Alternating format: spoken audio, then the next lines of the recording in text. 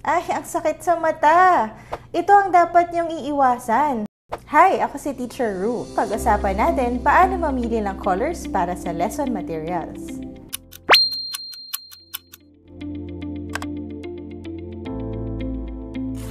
Aesthetic or X? Pili na mga kakulab.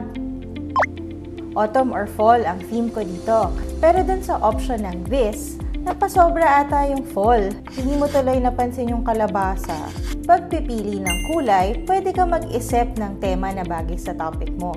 Tapos, makakagawa ka na ng isang color palette. Ang theme naman itong lesson ay gardening. So, ang bagay na colors ay earth colors. Kailangan may color harmony. Ito yung color harmony. Base siya sa color wheel. May mga combination na aesthetic, may combination na X.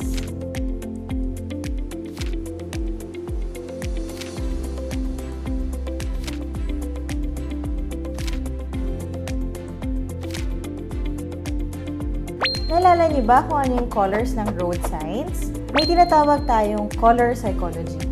Yung colors, may related emotions sila.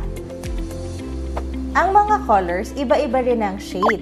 Kunyari, itong dalawa, pareho silang pink.